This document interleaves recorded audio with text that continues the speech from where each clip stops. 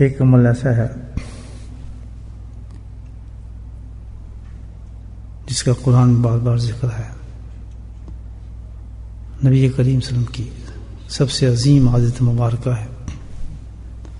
تمام اصحاب رسول صلی اللہ علیہ وسلم اس عمل سے مزی ہیں،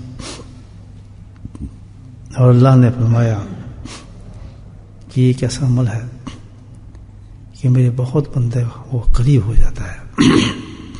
قریب نہیں بولا کہ اللہ کا محبوب بن جاتا ہے بندہ، لیکن اس کے ساتھ یہ بھی فرمایا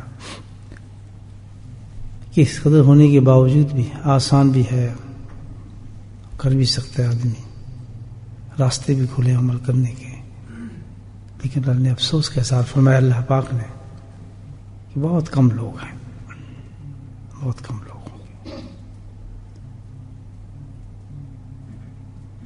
عمل کیا ہے؟ روزمرہ زندگی ہمارے ساتھ وہ عمل پیش آتا ہے، وہ ہے شکر کرنا.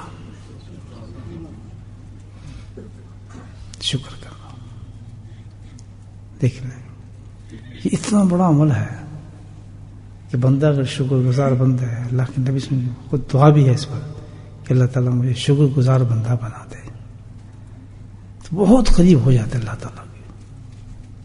بڑی نعمتیں اللہ پاک کو عنایت فرماتے ہیں، بڑی چیزیں عطا فرماتے ہیں، جس میں سب سے بڑی نعمت یہ ہے جو اللہ تعالیٰ فرماتے ہیں اس بندے کو کہ وہ مطمئن ہو جاتا ہے اپنے حال سے.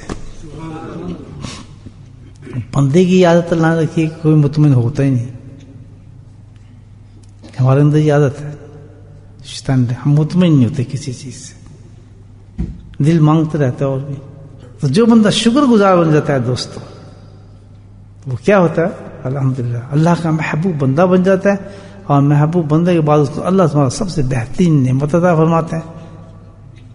بڑی بہترین نعمت ہے کہ اس میں قناعت آ جاتی ہے، اور جس میں قناعت آ جائے اس کو پھر سلیپنگ پل کھانے کی ضرورت نہیں ہے، اس کی نیند ڈسٹرب نہیں ہوتی، وہ خودکشی کی طرف نہیں بھاگتا، خودکشیوں کے خیالات اس کے دل میں نہیں آتے. بدترین بزدل انسان پتہ ہے کہ دنیا کا سب سے بزدل اور بدترین انسان وہ ہے کہ جو اپنی قیمتی چیز کو ضائع کرنے کے دل میں اس کے شیطان اتنا کمزور کر دیتا ہے اس کو، وہ کہتا ہے یہ زندگی کو ختم کر دو یار، ماری دو اس کو.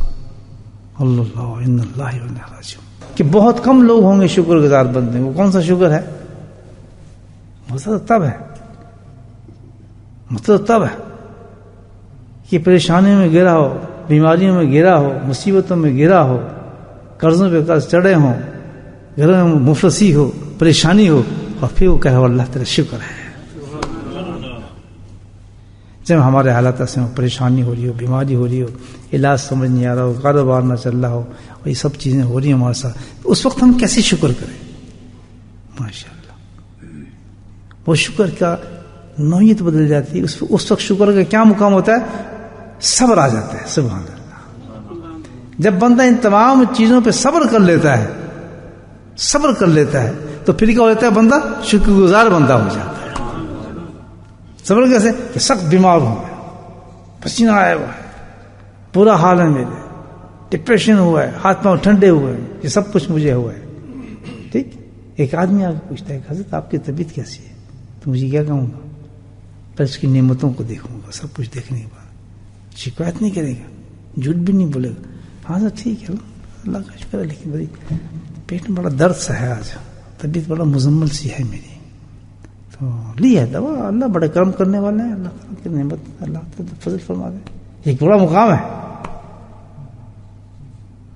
شکر نہیں ہو رہا اللہ سے، شکایت نہیں، حالات بھی بتا رہے اپنے، میرے یہ حالات ہیں، میرا ایسا ہے، اس کنڈیشن کے اندر.